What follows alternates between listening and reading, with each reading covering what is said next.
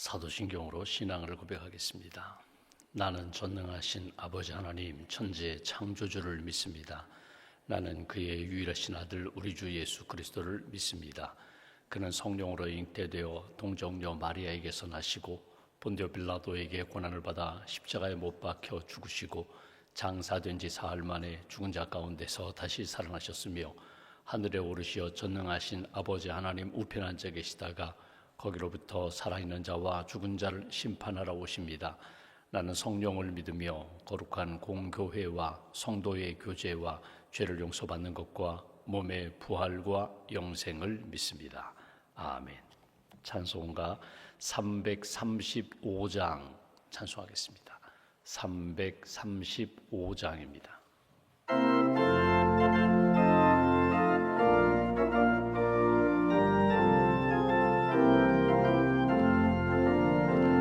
크고 놀라운 읍 내게 있네. 이 세상에는 없는 평화. 나의 영혼과 몸 주께 드립니다. 오 놀라운 나의 구주, 오 놀라운 주, 오 놀라운 주. 저 천군과 천사들 경배하네. 나 엎드려서 주 경배하리. 오 놀라운 구주 예수, 나의 일생을 인도해 주옵소서. 나의 생각도 주관하사 주의 뜻대로 날 다스리옵소서. 오 놀라운 나의 구주, 오 놀라운 주, 오 놀라운 주. 저 천군과 천사들 경배하네. 나 엎드려서 주 경배하리. 오 놀라운 구주 예수, 나의 모든 것 주님께 드리오니 주여 기쁘게 받으시사 주의 나라 위해 성별하옵소서. 오 놀라운 나의 구주, 오 놀라운 주, 오 놀라운 주. 저 천군과 천사들 경배하네. 나 엎드려서 주 경배하리. 오 놀라운 구주 예수, 주의 왕체가 찬란히 비춰오네. 전능하신 왕 구세주여, 세상 끝날까지 찬양 드립니다. 오 놀라운 나의 구주, 오 놀라운 주, 오 놀라운 주. 저 천군과 천사들 경배하네. 나 엎드려서 주 경배하리. 오 놀라운 구주 예수.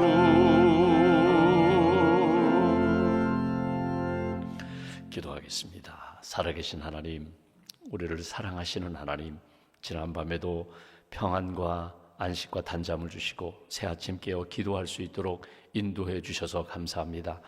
나의 힘이 되신 여호와여, 내가 주님을 사랑합니다. 믿음으로 사랑으로 주님을 고백하며 주님께 더 가까이 나아갑니다. 주님의 은혜의 보좌 앞에 담대히 나아갑니다.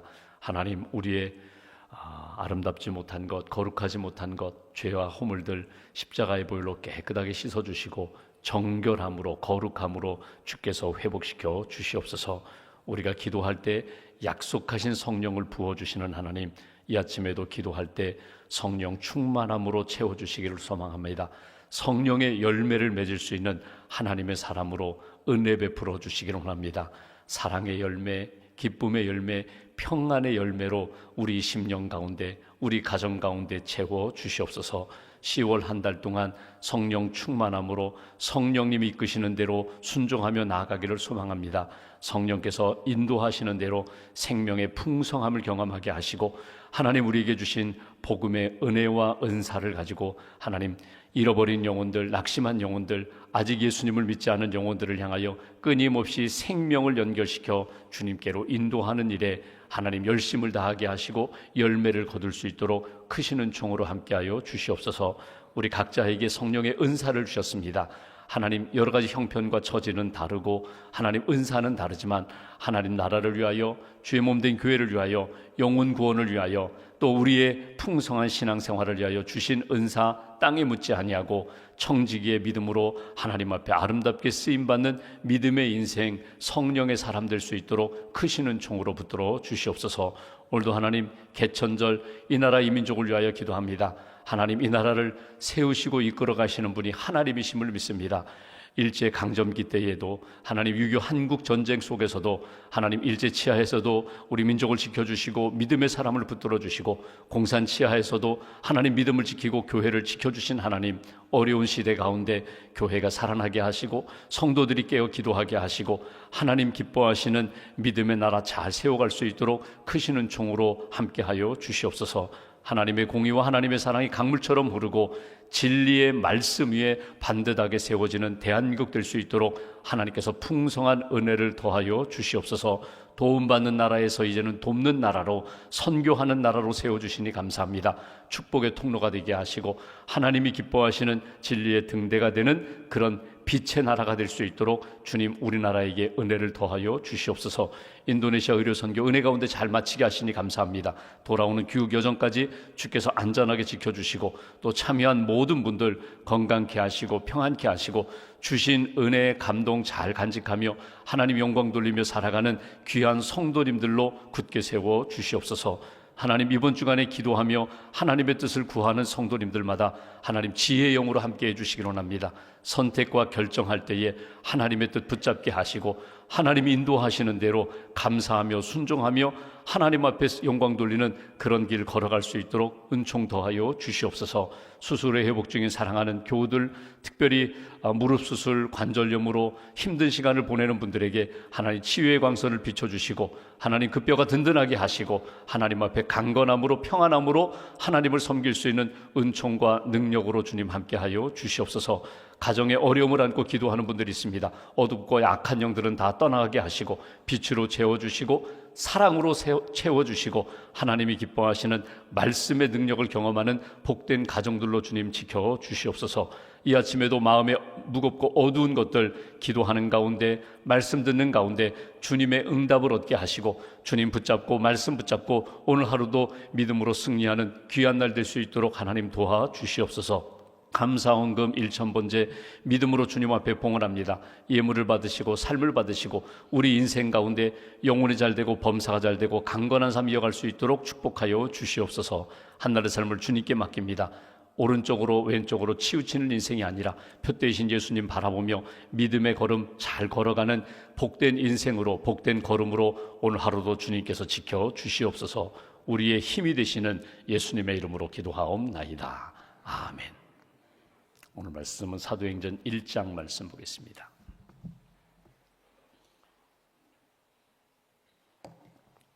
사도행전 1장 21절부터 26절까지 말씀 보겠습니다. 21절부터 26절까지 말씀 함께 봉독합니다. 이러함으로 요한의 세례로부터 우리 가운데서 올려져 가신 날까지 주 예수께서 우리 가운데 출입하실 때에 항상 우리와 함께 다니던 사람 중에 하나를 세워 우리와 더불어 예수께서 부활하심을 증언할 사람이 되게 하여야 하리라 하거늘 그들이 두 사람을 내세우니 하나는 바사바라고도 하고 별명은 유스도라고 하는 요셉이요 하나는 matti아라. 그들이 기도하여 이르되 무사람의 마음을 아시는 주여 이 두 사람 중에 누가 주님께 택하신 바 되어 봉사와 및 사도의 직무를 대신할 자인지를 보이시옵소서. 유다는 이 직무를 버리고 제 곳으로 갔나이다 하고 제비 뽑아 matti아를 얻으니 그가 11 사도의 수에 들어가니라. 아멘. 주님의 은혜와 평안이 여러분과 함께 하시기를 기원합니다. 오늘 말씀의 배경은 예수님 부활하셨습니다. 그리고 부활하신 이후에 40일 동안 제자들과 함께 이렇게 만남의 시간을 갖습니다. 베드로 또 야고보, 요한 연약한 이들을 다시 한번 이렇게 사랑을 확인시켜 주시고 일으켜 주시고 또 사명을 주셨습니다. 말씀을 주셨습니다. 그러면서 주신 말씀이 예루살렘 떠나지 말고 기다리라는 겁니다. 성령을 부어주리라. 기다려라. 기도하며 기다리면 내가 성령을 부어줄 터이니 성령이 너희로 하여금 이제 예수님이 하셨던 그 사역을 너희들이 감당하게 되리라. 사명을 주시는 것을 보게 됩니다. 그리고 예수님이 부활 승천하셨습니다. 어제 우리가 본 말씀처럼 오직 성령이 임하시면 너희가 권능을 받고 능력을 얻을 것이다. 힘을 얻을 것이다. 지혜를 얻을 것이다. 권능을 받고 예루살렘과 온 유대와 사마리아 땅끝까지 증인이 되리라. 예수님의 증인이 되리라. 너를 자랑하고 너 중심으로 사는 것이 아니라 예수님 중심으로 하나님 주시는 말씀과 사명 붙잡고 예수 자랑하며 예수 증거하며 예수의 증인으로 살게 되리라. 그리고 예수님은 승천하셨습니다. 승천하신 이후에 이제 성령을 기다리는데 열흘입니다. 그러니까 부활 후 50일이 되는 오순절에 성령이 임하게 되니까 40일 동안 부활하신 예수님이 함께 사셨고, 그리고 부활하신 이후에 승천하신 이후에 열흘 동안 마가의 다락방에 모여 기도하는 가운데 성령을 받게 되었다는 것입니다. 그러면 이 열흘 동안 그들이 기도한 것은 무엇인가? 그들의 기도 제목은 예수님께서 약속하신 성령을 기다립니다. 예루살렘 떠나지 말고 이곳에 함께 모여 120명이 함께 약속하신 성령을 기다리며 기도하는데, 그 기도하는 그들의 마음이 어떠했을까? 오늘 성경을 쭉 읽어보시면 한번 여기 그 앞에 나오는 1장 14절 말씀 보실까요? 14절에 보시면 이렇게 표현되어 있습니다. 이 여자들과 예수의 어머니 마리아와 예수의 아우들과 더불어 마음을 같이하여 오로지 기도에 힘쓰더라. 그러니까 약속하신 말씀대로 예루살렘 마가의 다락방에 모여서 전심으로 하나님 예수님이 약속하신 성령을 기다리며 기도했다는 것입니다. 15절 모인 무리의 수가 약 120명이나 되더라. 그때에 베드로가 그 형제들 가운데 일어서서 이르되, 여기 보시면 베드로가 기도하다가 지금 거기에 함께 모여있는 사람들에게 무엇인가 메시지를 딱 던졌다는 거예요. 이때 상황을 우리가 이해할 필요가 있습니다. 이때 기도하는 그 제자들 120명의 마음 가운데 어떤 마음이 있었을까? 불편함이 있었어요. 뭔가 평화가 없는 마음이 있었어요. 어두움이 있었어요. 그 어두움이 무엇인가 하면 예수님이 결국은 부활 승천하셨지만 예수님이 왜 십자가에 달려 돌아가시면서 이런 구원의 역사를 이루셨을까? 십자가 죽음에 대한 그 마음이 아직도 마음에 불편함이 있어요.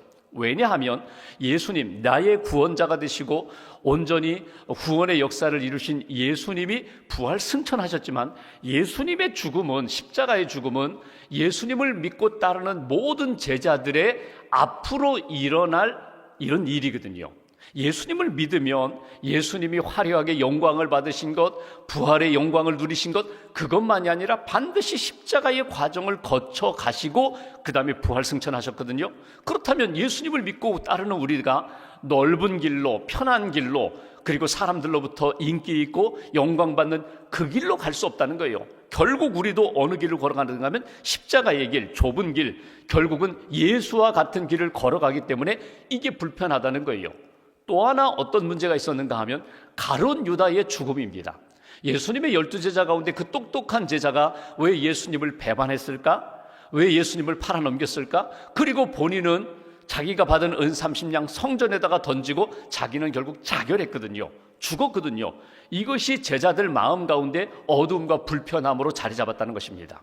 오늘 본문에서 우리가 묵상할 주제는 무엇인가 하면, 여러분 기도하시면서 나는 분명히 믿음이 있어요, 체험도 있어요, 하나님의 약속의 말씀도 믿어요. 그런데 왜 내 마음 가운데 어두움의 그림자가 자꾸 들여지는가?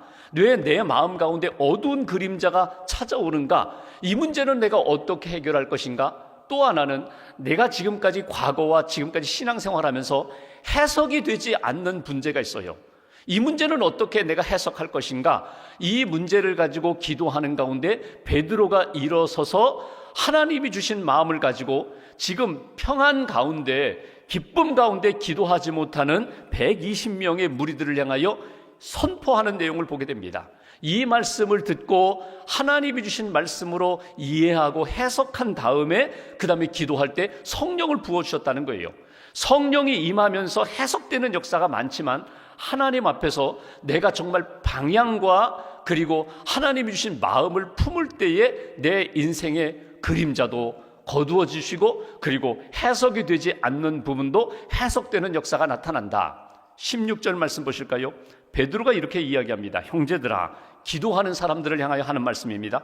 성령이 다윗의 입을 통하여 예수 잡는 자들의 길잡이가 된 유다를 가리켜, 가룟 유다를 가리켜 미리 말씀하신 성경이 응하였으니 마땅하도다.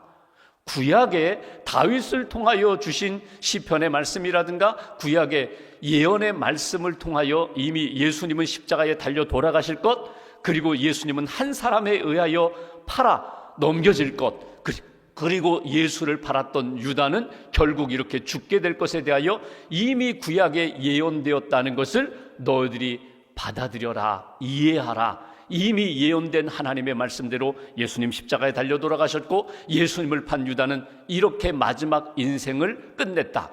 구약의 예언의 말씀, 우리가 오늘 예수님을 만났고 예수님의 부활에 그 체험을 했지만 풀리지 않는 문제, 믿음이 있지만 풀리지 않는 문제에 대하여 성경으로 돌아가서 말씀에서 말씀하신 것을 붙잡고 너희들은 이해해라, 해석하라, 그리고 믿음을 다시 한번 세우라. 이것이 오늘 주시는 메시지예요. 여러분, 우리가 기도합니다.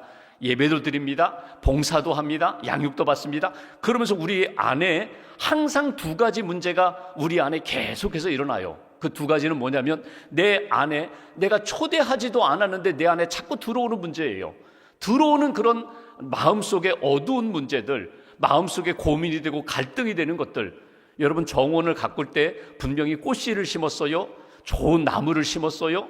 그런데 내가 심지도 않은 잡초가 더 무성하게 자라는 그런 일들이 우리의 내면 세계에 끊임없이 일어나는데 이 문제에 대하여 어떻게 해결할 것인가? 하나님이 주시는 말씀을 가지고 성령님 내 안에 오셔서 나를 비추어 주세요, 보게 해주세요, 깨닫게 해주세요.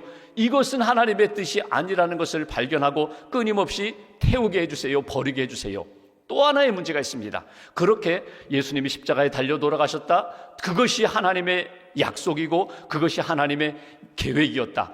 유다도 마찬가지야. 유다가 죽은 것이 결국 하나님의 구원 역사 가운데 이렇게 예언한 대로 이루어진 거야. 그 어두운 문제가 이제 빛으로 바뀌었어요. 그것은 해결됐어요. 그 다음이 중요합니다. 그 다음에 뭐냐면 지금 비어있는 지금 공간에 분명히 새로운 것들로 채워 넣어서 다시금 충만케 하는 역사가 필요하다는 거예요. 여러분, 우리가 그래요. 시간으로 이야기하면 내가 하나님 앞에서 돌아보니까 아이고, 이 시간 안 돼. 이거는 하나님 앞에서 아름다운 시간 아니야. 이 시간 빼버립니다. 이 시간 절제합니다. 이 일에 참여하지 않습니다. 그러면 그 시간과 공간이 삶의 여지가 생기거든요. 그걸 방치하면 또 들어와요. 또 들어와요.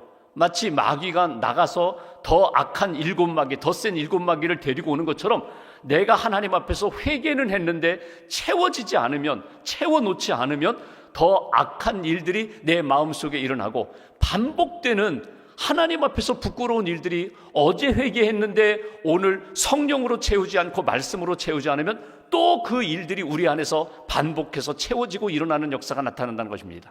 그래서 오늘 이루어지는 일이 뭐냐면 가룟 유다의 빈 자리를 제자 한 사람을 세워서 채우는 일, 이것이 오늘 초대교회 120명이 기도하는 가운데 하나님 앞에서 했던 일이에요. 그러니까 보십시오. 열흘 동안 약속한 성령을 기다립니다. 예루살렘 떠나지 않습니다. 마가의 다락방에 모여서 어둡고 마음에 무거운 것들은 그렇구나, 하나님이 계획하신 거구나, 말씀이구나, 그 문제로 어둠의 것들은 다 떠나버려요.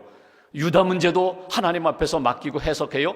그리고 그 빈 자리, 11명의 제자가 모일 때, 120명이 모일 때 그 유다가 죽었는데 그 자리는 누가 채울까? 이렇게 계속 빈 자리로 놔두지 않고 그 자리에 기도하는 가운데 한 사람 마띠아를 제비 뽑아 채우는 역사, 이것이 오늘 본문에 주시는 메시지예요. 오늘 기도하시면서 하나님, 내 삶에 필요 없는 것들, 무겁게 하는 것들, 어둡게 하는 것들, 하나님 이거 주님께서 해석해 주시고 주님께서 거두어 주시는 역사로 내 삶에 은혜를 주세요. 동시에 하나님 비어있는 그 자리에, 하나님 비어있는 그 시간에, 비어있는 그 공간 안에 하나님이 보내주시는 것으로 채우게 해주세요. 말씀으로 채우고 은혜로 채우고, 혹이라도 사람이 필요한 부분이 있다면 하나님의 사람으로 채워주셔서 하나님이 기뻐하시는 믿음의 길 걷게 해주세요. 여러분, 이런 생각할 수 있잖아요. 12명 가운데 하나 빠졌다고 뭐 10%도 되지 않는데 뭐 그냥 11명이 가면 되잖아. 뭐 굳이 또 한 명을 채워야 될까? 12명을 채워야 될까? 여러분, 성경에 12이라는 이 숫자는 완전수거든요. 구약으로 이야기하면 12지파를 상징하고, 신약으로 이야기하면 예수님이 왜 12명을 부르셨을까? 우리 같으면 뭐 10명만 부르시면 되지, 제자들 12명 보니까 면면이 좀 부족한 사람들 많거든요. 유다는, 가룟 유다는 처음부터 부르지 말고, 의심 많은 도마 같은 사람 부르지 말고 예수님 제자로 부르셨다가 욕 많이 먹었어요. 레위 같은 사람, 세리 출신들 부르지 말고 좀 똑똑하고 변변하고 그런 사람들만 딱 한 3명, 5명 딱 뽑아서 제자 삼으면 될 것 아닌가? 근데 예수님이 12명을 부르시고 세우신 분명한 이유가 있을 것입니다. 우리는 온전히 다 모르지만 12명, 온 세상을 향한, 온 인류를 향한 사도로서, 부활의 증인으로서 살 수 있는, 부족하고 연약했지만 성령 받고 은혜 받고 마땅히 하나님 앞에서 살아가는 모습들을 통하여 그 이후에 모든 믿음의 후세들이 우리도 저 베드로처럼, 저 유다처럼, 저 마태처럼 우리도 하나님 앞에 부족하지만 부름받고 우리도 쓰임받아야지. 그래서 12명을 부르셨던 것처럼 비어있는 그 자리에 한 명을 채우는 역사. 여러분, 이 12명이 나중에 11명이 사도라고 불리게 됩니다. 초대교회를 보시면 복음서에서 제자하면은 12명을 일컫는 명칭이고요. 초대교회 사도행전에 보면 제자들 하면 어떻게 부르는가 하면 예수 믿고 구원의 확신을 가진 사람들, 예수님을 믿는 신자들을 제자들이라고 불러요. 그리고 12명, 여기 마띠아를 포함해서 12명을 사도라고 그렇게 부르게 됩니다. 그들은 하나님께서 예수 그리스도를 통하여 구원 받았을 뿐만 아니라 예수 그리스도의 복음의 일들을 잘 감당하고 있는 사람들, 영적인 지도자들, 그들을 사도라고 일컬어 부르게 됩니다. 그렇다면 오늘 여기 빈자리 가룟 유다의 자리를 한 명 채우는 과정 가운데 우리가 오늘 한번 이렇게 본받아야 할, 교훈으로 얻어야 할 내용이 있어요. 먼저 오늘 본문 21절 말씀 보실까요? 누가 사도로 세워질 수 있는가? 21절, 이러함으로 요한의 세례로부터 우리 가운데서 올려져 가신 날까지, 승천하신 날까지 주 예수께서 우리 가운데 출입하실 때에 항상 우리와 함께 다니던 사람 중에 하나를 세워 우리와 더불어 예수께서 부활하심을 증언할 사람이 되게 하여야 하리라 하거늘. 왜 사도가 필요한가? 증인 되게 하기 위하여. 나 예수님 만났어요. 예수님과 함께 살아봤어요. 3년 동안 그분의 말씀도 들었고 기적도 경험했고 그분이 주시는 은혜도 내가 받았어요. 예수님이 이 땅에서 사역하신 것을 증언하기 위하여 사도가 필요하다. 사도의 조건이 무엇인가 하면, 사도는요, 예수님과 함께 살았고 경험했고 말씀을 들었던 사람들, 예수님을 직접 경험한 사람들, 어디까지? 예수님이 부활 승천하시는 것까지 직접 경험한 사람들. 또 하나의 사도의 조건은 어떤 조건인가 하면, 여러분, 12명의 제자를 예수님이 직접 부르셨어요. 자기가 제자가 되겠습니다 해서 제자 되는 사람이 아니라 예수님이 부르셔서 예수님의 제자가 되었거든요. 그들이 사도가 되는데, 그렇다면 예수님 부활 승천하셔서 이제는 예수님이 부를 수가 없으니까 어떻게 합니까? 최선을 다하여 하나님이 선택하시고 예수님이 선택하시도록 최선을 다하여 만든 제도가 제비 뽑는 제도예요. 제비, 하나님, 우리가 최선을 다하여 2사람을 후보로 만들겠으니 주님이 뽑아주세요. 그 뽑는 방법이 무엇인가 하면 제비 뽑는 거예요. 우리가 제비를 뽑는다고 하는데 당시의 방법으로 하면 이런 겁니다. 돌 2개에다가 이름을 적는 거예요. 이름을 적고 통에 이렇게 돌리다가 통에서 떨어지는 것, 통에서 이렇게 나오는 것, 이것이 하나님이 우리에게 주신 선물이다, 이게 응답이다, 그 사람을 하나님이 뽑는 사람으로 그렇게 받아들였다는 거예요.